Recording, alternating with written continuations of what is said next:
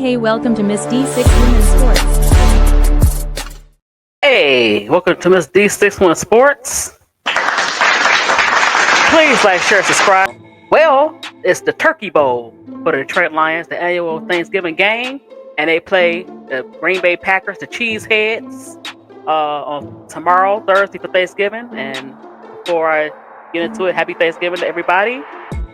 Hope you enjoy time with your family and the games that's coming up. So, yeah, the Lions are 8-4. 7-4, excuse me. This is kind of a must-win for them.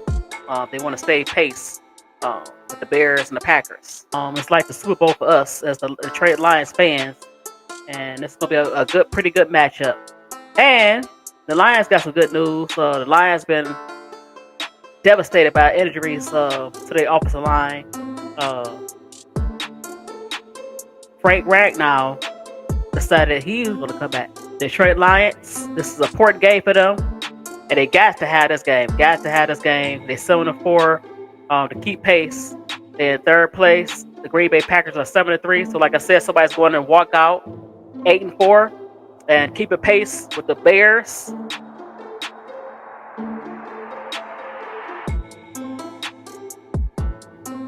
And they got to have this game. This is the Super Bowl.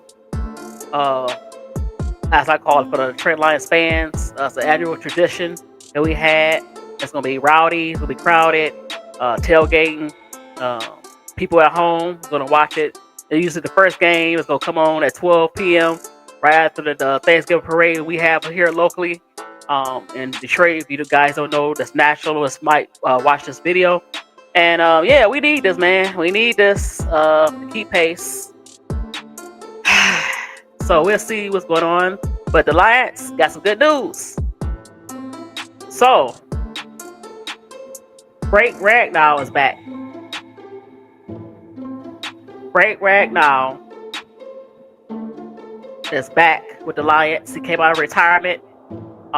We needed that. We were struggling with our offense up the middle. Pressure was coming up the middle, and that's something that Jared Goff really needs. Says the news of four-time Pro Bowler center Frank Ragnow coming out of retirement to return to the Detroit Lions sent shockwaves to the Motor City on Thanksgiving Eve. So that's an early Christmas gift on Thanksgiving. Now he's officially back. The next question is, when will he return to the field? I wonder if they're going to play him Sunday. They need that big body up front. He's 6'5", 311. He's a center. He knows golf. He played a few seasons with golf. He's been with the Lions a long time. Golf missed that. He's basically playing a rookie for the Lions. And so they need that veteran presence. He definitely is welcome. It's been kind of rough, not only with the pressures, but even when we don't have pressures, Jared Goff looks very uncomfortable in the pocket a lot of times. And so we need that. The Detroit Lions really, really, really need the presence of Frank Ragnow. So we welcome that. The Detroit Lions have to have this game. Frank Ragnow is back. Let me share my screen. What are some of the keys to the game against the Packers for both teams? MSN, 7 things to know about the Green Bay Packers 13 opponent.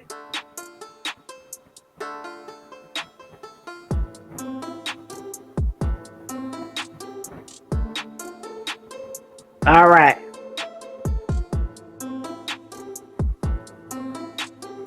So who will be eating the turkey at the end of the game? Who will have bragging rights in the NFC North? Can't wait to see it. So the Green Bay Packers are going on the road to play the Detroit Lions on Thanksgiving Day, Week 13. Both teams have 7 wins and are looking up at the upstart Chicago Bears. The young Bears, okay.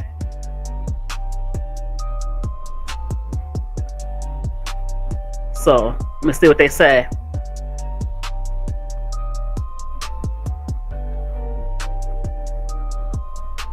It says the Packers had a 27-13 win. Yes, they dominated us in the first meeting earlier this year. Micah Parsons, we could not block him. And that was at Lambeau Fields early. the first few games of the season. So, the quarterback play. Jared Goff is having a typical season, which means he's been productive, leading a explosive, talented offense. Goff has thrown 23 touchdown passes, to only 5 interceptions. Yeah, I mean, on paper, it looks good. But the last few games, besides the Giant game, the last 2 or 3, our offense struggled, and Jared Goff struggled, missing some throws, not reading the pressure. Says both strong numbers. However, Goff has just 8 big-time throws. Exactly, he's not been really throwing it down the field, and 7 turnover-worthy passes. And his passing grade is 14th among quarterbacks. It's not good for a elite quarterback who the Lions is paying big time money. He doesn't move around well, and has taken 23 sacks, despite a sack to pressure percentage around 18 points. Goff wants to get the ball out of his hands and isn't a big deep ball thrower. No, but one thing you can do, 15 yards to get J-Mo involved. Get him involved. Let him use his speed. So that's one thing that Goff can do. And quick screens. We haven't used screens a lot. I don't understand that. Knowing that Laporta is out for the year for the back after he had back surgery.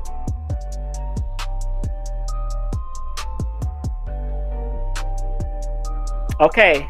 So the Lions offense ranked 26 in the pass blocking. And that's due to, like I said, you losing Frank Ragnow. We lost Mahogany.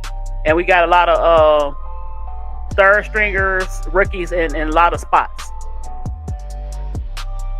And they ranked 28th in the pass rush. And 30 in run stop. So on defense as well, we're not getting the pass rush. Aiden Hutchinson's doing the best he can. He's an edge rusher. He's getting double teamed. We have nobody up the middle. Reader is not playing as well. He's in and out the lineup. You also have Najee Davenport in and out the lineup. It says the Lions are +5 at turnover differential, ranking tied for 7th in NFL after 12 weeks. The team has 8 giveaways that are tied for 3rd fewest, while the 13 takeaways rank tied for 12th. Safety Joseph has 3 interceptions, but also has 5 missed straight games. So, we missing secondary, missing offensive linemen. We just missing everywhere. And, yeah. The same thing that happened that bit us last year.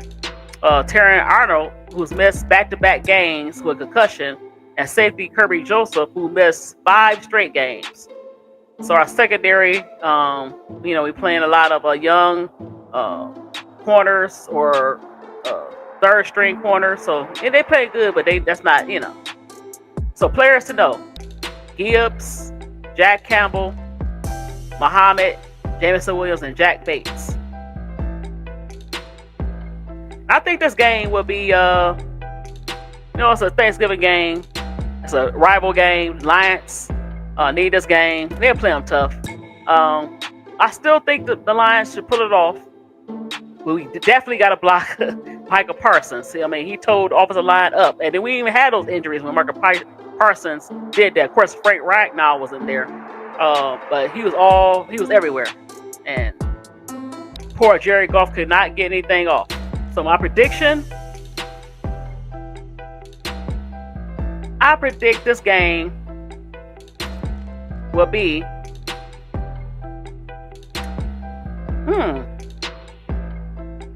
24-21 Lions. And I think will come down to a field goal. And the Lions will be eating the little turkey drumsticks and giving out the game balls for Thanksgiving.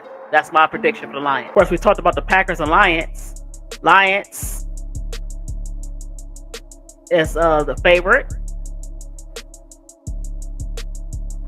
They're the underdogs, the Packers, for the first time this season. Hutchinson will be held to 2 or fewer pass rush wins.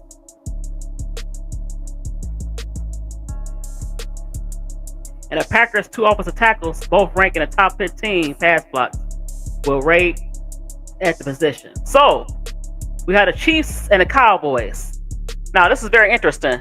The Chiefs are 6-5, Cowboys 5-5.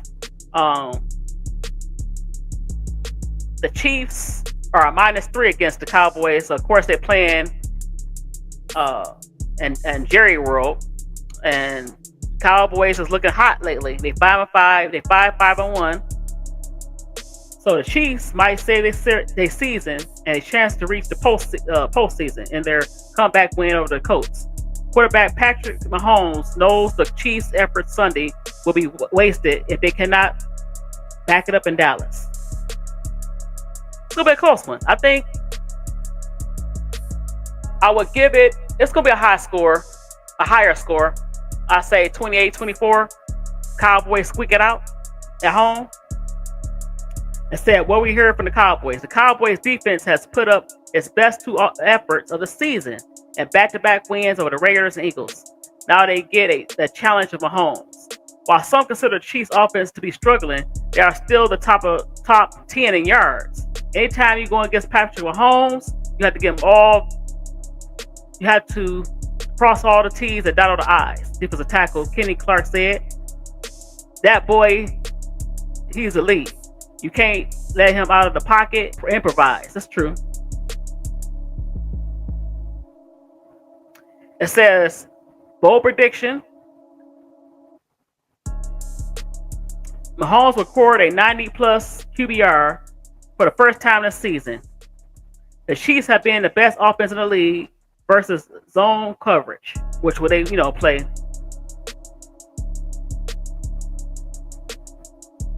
Now, some of the picks, they got the Chiefs 20-13, Chiefs 27-23, and Chiefs 36-28.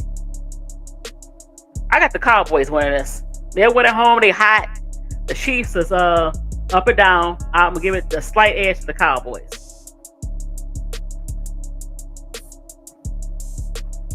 So, you have the Bengals and the Ravens. What we hear from the Bengals: turnover margin is critical to the team's success in the AFC North play. Dating back to 2021, the Bengals are 13-14 in division play. Cincinnati has a plus 12 turnover margin in wins compared to minus 13 in losses. What we hear from the Ravens: Derrick Henry needs 18 rushing yards to pass Jim Brown for 11th place of the NFL all-time rushing list. Okay, I think he'll get that. He's going against a Bengals defense that allowing 156 yards rushing per game. Ooh, yeah, he'll get that easily. How many game balls can you get Derrick Henry? Coach Jim Harbaugh said, maybe we'll wait until he cracks the top 10. I don't know. But he's going to get more yards. Yeah, against this defense, I would run it down their throat until they can stop it. So, prediction: 30-23, 31-28, 30-23, all for the Ravens. And it might be not even close to that. I see them winning by at least 10 points, 10 to 15 points. They get the ball to Henry, they probably won't see the ball, the Bengals. So they can go 7-5 easily.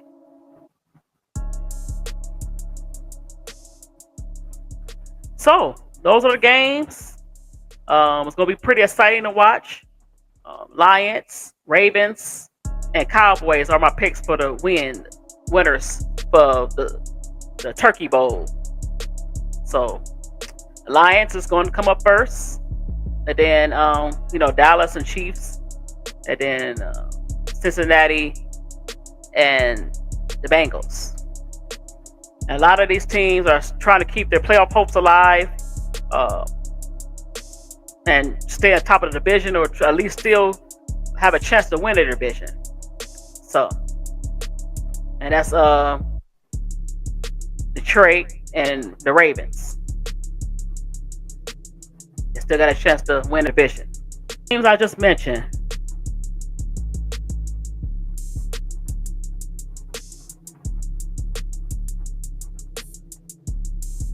So Denver in the AFC West, which the Chiefs are in, are 9-2. Unless the collapse happens, they'll probably win the division. Now the fight is going to be between the Chargers and the Chiefs in that division. So they're trying to hold pat.